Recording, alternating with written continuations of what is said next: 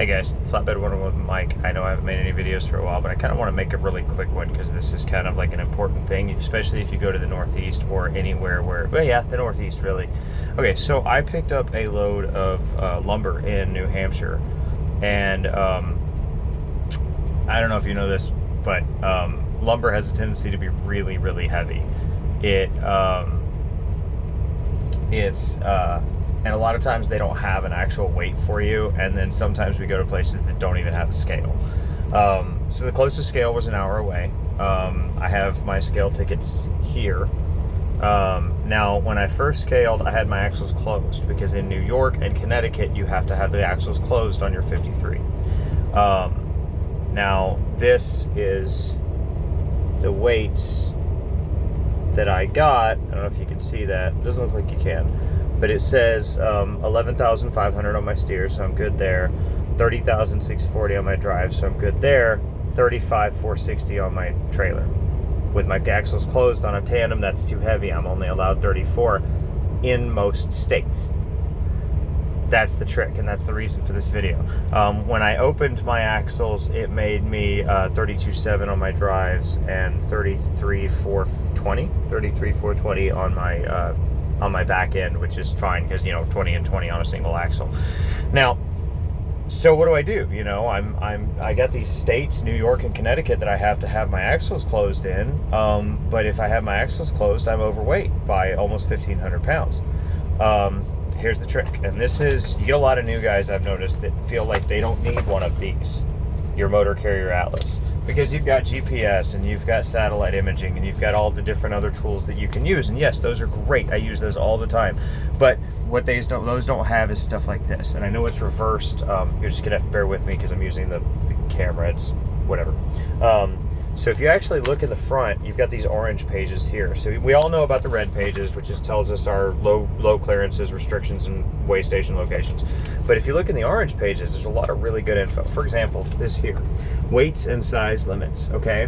Now, if you come down here to New York, which is one of the states that I had to deal with, and then you come over to a tandem axle, and you come all the way down, where did New York go? Right there.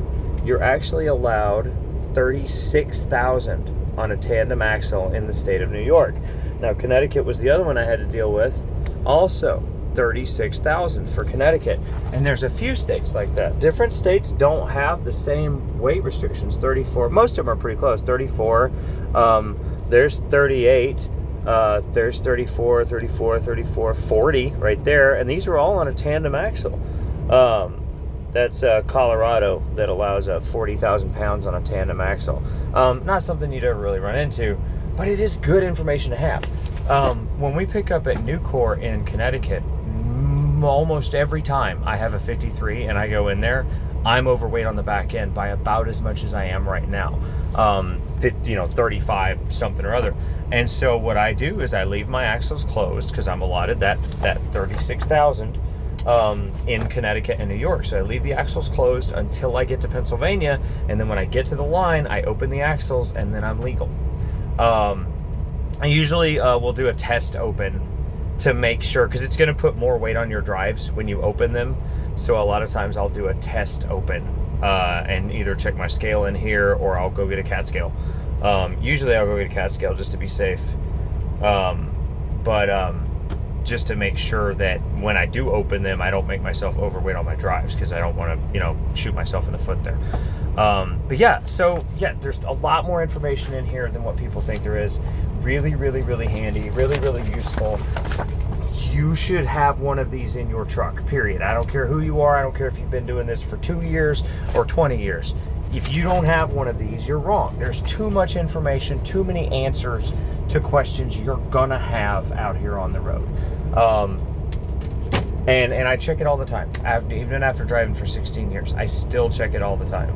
I use that to make sure I'm not restricted on roads and things like that. I got no low bridges, all that kind of crap. I use it for trip planning and things of that nature.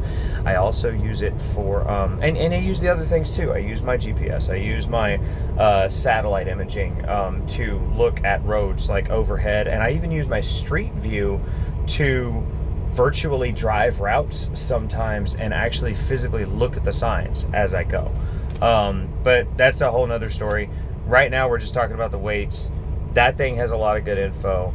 A lot of people don't know that the weights are different depending on what state you're in.